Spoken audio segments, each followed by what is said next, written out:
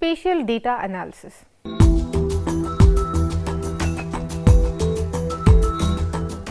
Objectives. In this chapter, we will discuss about various aspects of the spatial analysis like introduction to spatial analysis, the building blocks for spatial analysis, using GIS for spatial analysis, geostatistical tools for spatial analysis.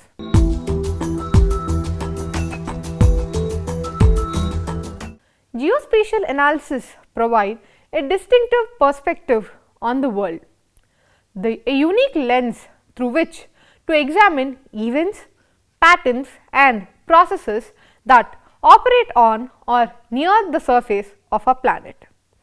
The domain of geospatial analysis is the surface of the earth, extending upward in the analysis of topography and the atmosphere and downwards in the analysis of groundwater and geology. In scale, it extends from most local when archaeologists record the location of pieces of pottery to the nearest centimeter or property boundaries are surveyed to the nearest millimeter to the globe in the analysis of sea surface temperature or global warming. In time, it extends backward from the present into the analysis of historical population migration, the discovery of patterns in archaeological sites or the detailed mapping of the movements of continents and into the future in attempts to predict the tracks of hurricanes, the melting of the Greenland ice caps or the likely growth of urban areas. Methods of spatial analysis are robust and capable of operating over range of spatial and temporal scales. Ultimately, geospatial analysis concerns what happens and makes use of geographic information that links features and phenomena on the earth's surface to their location. This sounds very simple and straightforward, and it is not so much the basic information as the structure and arguments that can be built on it that provide the richness of the spatial analysis. In principle, there is no limit to the complexity of spatial analytic techniques that might find some application in the world and might be used to tease out interesting insights and support practical actions and decisions. In reality, some techniques are simpler, more useful and more insightful than others.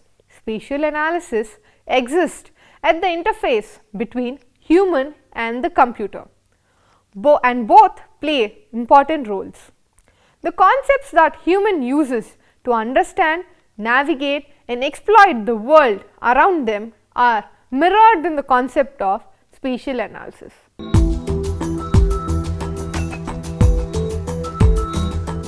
The building blocks for any form of spatial analysis are a set of basic primitives that refer to place or the places of interest, their attribute and their management.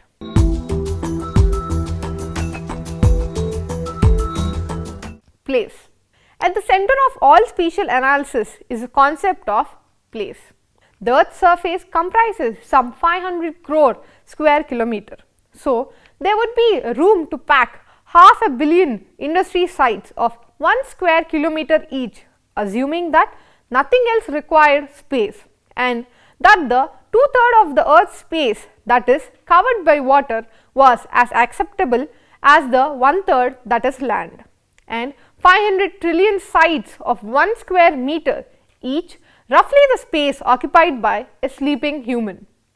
People identify with places of various sizes and shapes, from the room to the parcel of land, to the neighborhood, the city, the country, the state or province, or the nation state. Places may overlap as when a watershed spans the boundary of two countries, and the places may be nested hierarchically as when countries combine to form a state or province.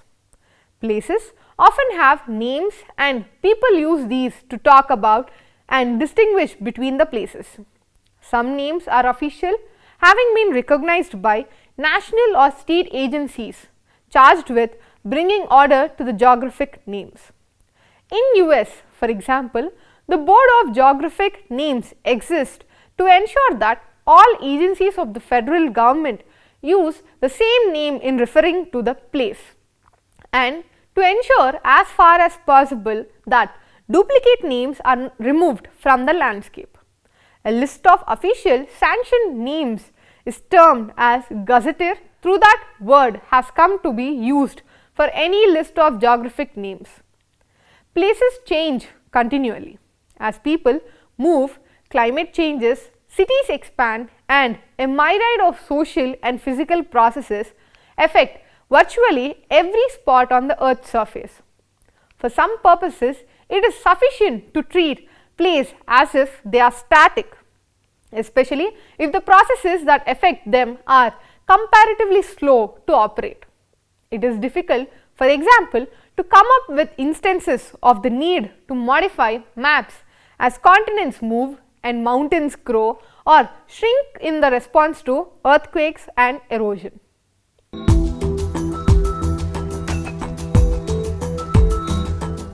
Attribute. Attribute has become the preference term for any recorded characteristics or property of a place. A place name is an obvious example of an attribute, but a vast array of other options have proven useful for various purposes. Some are measured, including elevation, temperature or rainfall. Others are the result of classification, including soil type, land use or land cover type or rock type. Government agencies provide a host of attributes in the form of statistics for places ranging in size from countries all the way down to the neighborhood and streets. The characteristics that people assign rightly or mistakenly to places such as expensive, exciting, smelly or dangerous are also examples of attributes. Attributes can be more than simple values or terms, and today it is possible to construct information system and contain entire collection of images as attributes of hotels or recordings of bird song as attributes of natural areas. But while these are certainly feasible, they are beyond the bounds of most techniques of spatial analysis.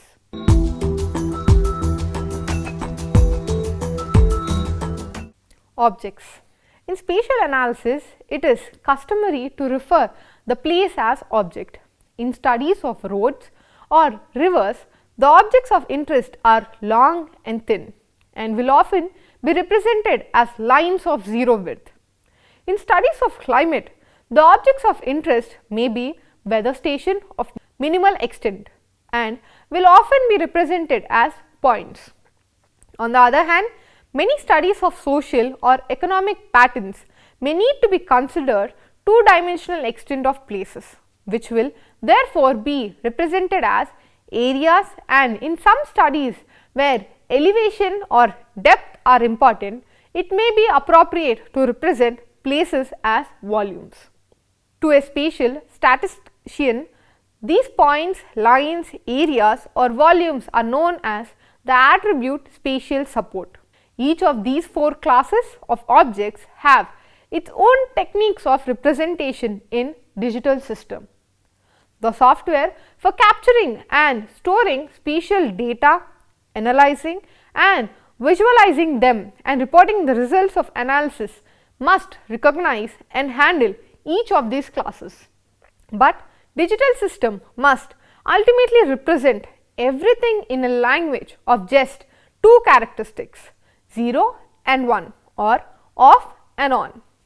And spatial techniques are required to represent complex objects in this way.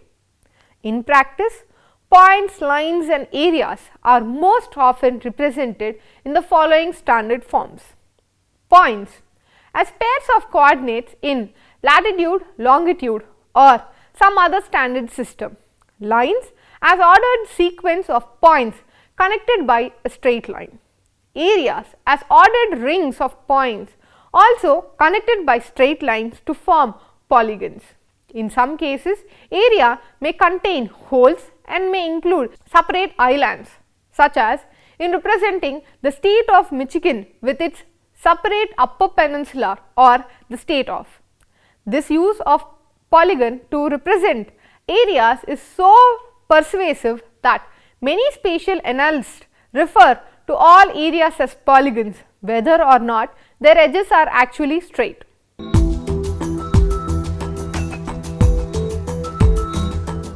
Maps. A geographical locational area is represented in the form of geographical maps. These maps are being prepared or surveyed by respective government departments. These maps are providing the spatial look of the real-time objects on the surface.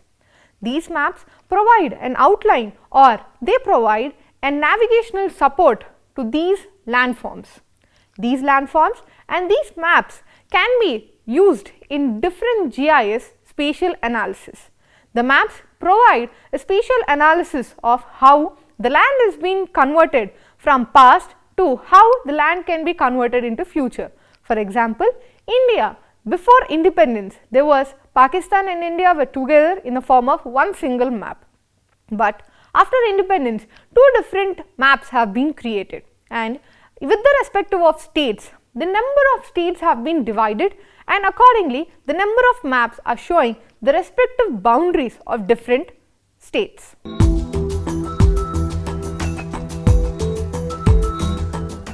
Network. They include streets, roads, railroads and highways, rivers, canals and streams, and the more abstract interpersonal networks studied by the sociologist. Networks constitute one-dimensional structures embedded in 2 or 3 dimensions.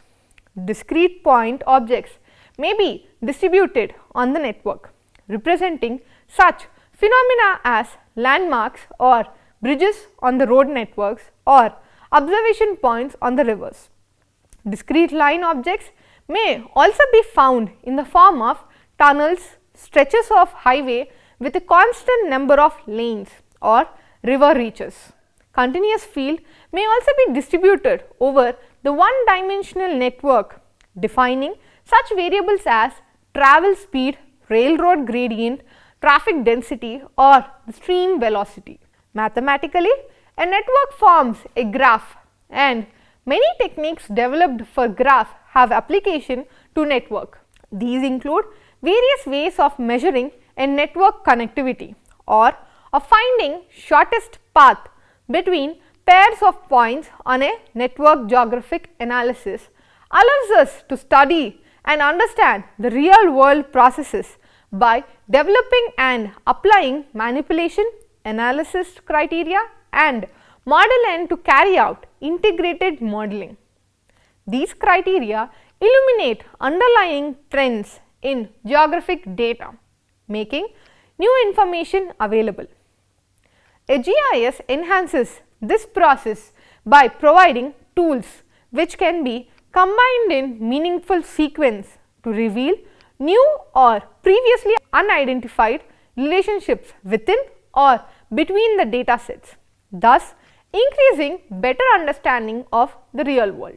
The result of geographic analysis can be commercial in the form of maps, reports or both.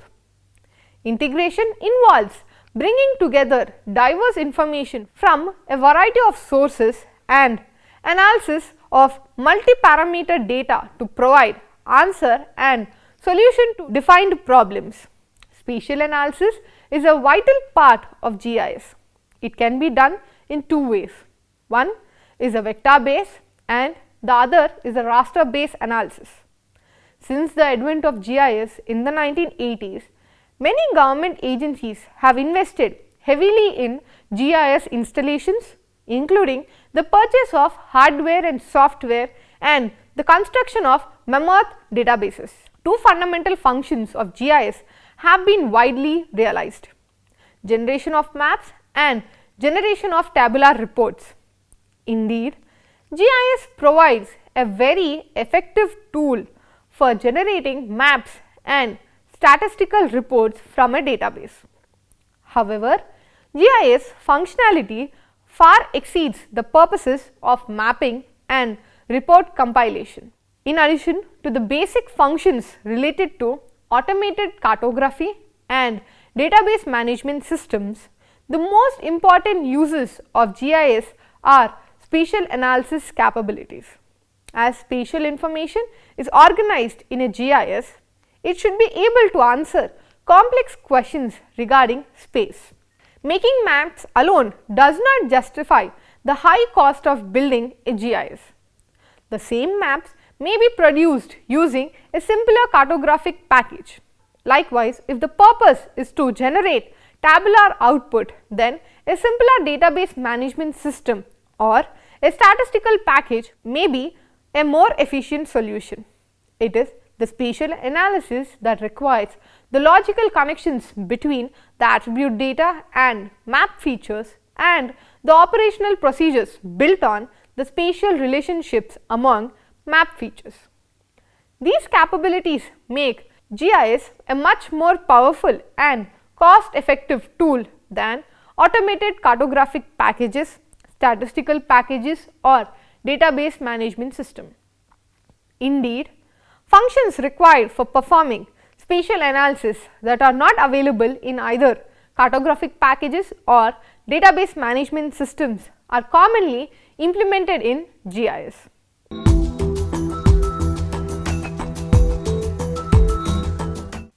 Using GIS for spatial analysis. Spatial analysis in GIS involves three types of operations: attribute query, also known as non-spatial or spatial query, the spatial query, and the generation of a new data sets from the original database, 𝗂𝗏 1987. The scope of this spatial analysis ranges from a simple query about the spatial phenomena to complicated combinations of attribute queries, spatial queries, and alternation of original data.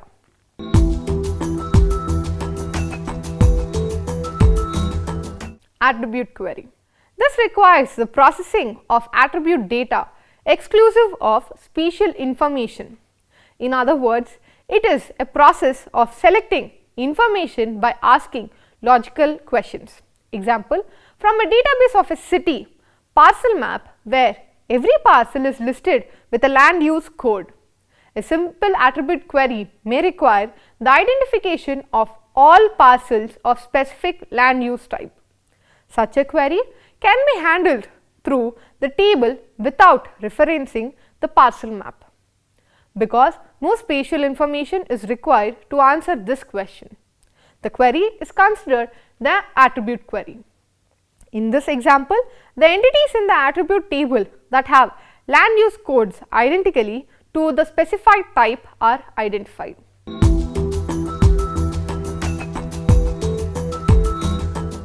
Spatial query. This involves selecting features based on location or the spatial relationships, which requires processing of spatial information. For instance, a question may be raised about parcels within 1 mile of freeway and each parcel. In this case, the answer can be obtained either in the form of hard copy map or by using a GIS with the required geographic information. Example, let us take one spatial query where a request is submitted for rezoning.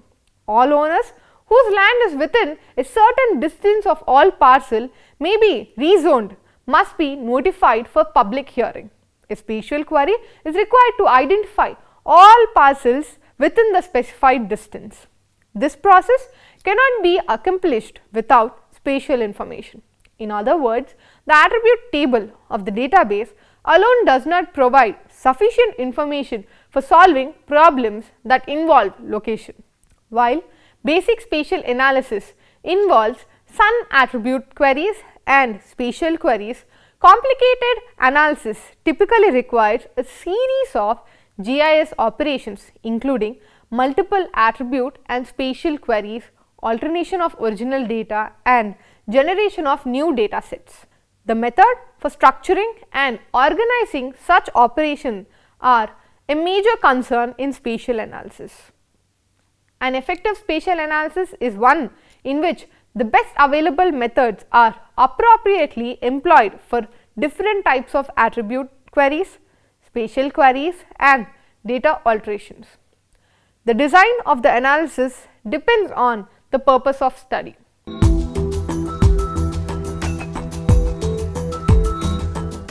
GIS usage in spatial analysis. GIS can interrogate geographic features and retrieve associated attribute information called identification. It can generate new set of maps by query and analysis. It also evolves new information by spatial operations. Hence, are described some analytical procedures applied with a GIS. GIS operational procedure and analytical tasks that are particularly useful for spatial analysis include single layer operation, multiple layer operations, spatial modeling, geometric modeling, points pattern analysis, network analysis, surface analysis, raster grid analysis.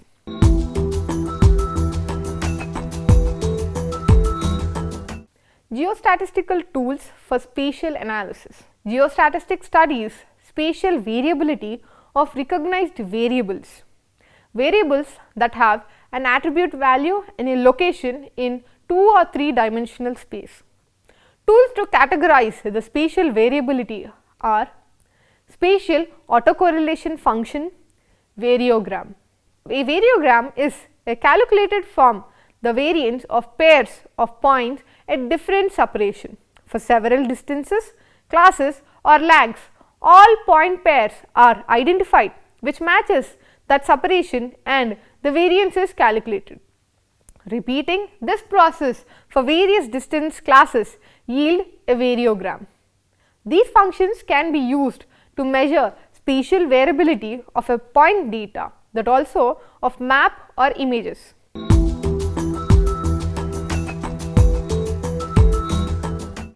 Spatial autocorrelation of a point data. The statistical analysis referred to as spatial autocorrelation examines the correlation of a random process with itself in space. Many variables that have discrete values measured at several specific geographic positions, that is, individual observations, can be approximated by dimensionless points, can be considered random processes and can thus be analyzed using spatial autocorrelation analysis.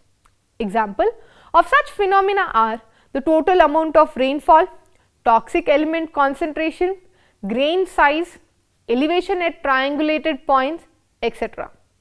The spatial autocorrelation function shown in a graph referred to as spatial autocorrelogram, showing the correlation between a series of points or a map and itself in different shifts in space or time. It visualizes the spatial variability of the phenomena under study.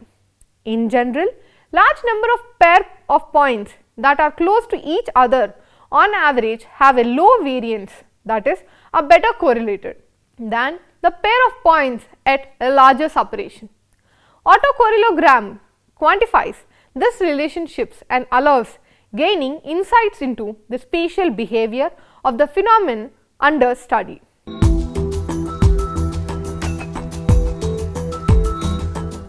The point interpolation. A point interpolation performs an interpolation on randomly distributed point values and returns regularly distributed point values. The various interpolation methods are Voronoi, tessellation, moving average, trend surface and moving surface. Example, nearest neighbor, Voronoi tessellation. In this method, the value, the identifier or class name of the nearest point is assigned to the pixel. It offers a quick way to obtain a Tessinian map from point data.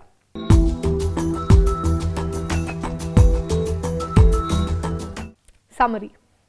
Spatial analysis provides a linkage between the real world and the GIS data. Spatial analysis can be done in two methods. One is raster based analysis and The other one, vector based analysis. Spatial analysis increases the capabilities of GIS procedures more efficient. We have discussed about different building blocks in spatial analysis, that is place, attribute, object, network, etc. We also discussed about the use of spatial analysis in the GIS and different statistical tools that are used spatial analysis. In the next chapter, we will discuss about the various raster and vector spatial analysis methods.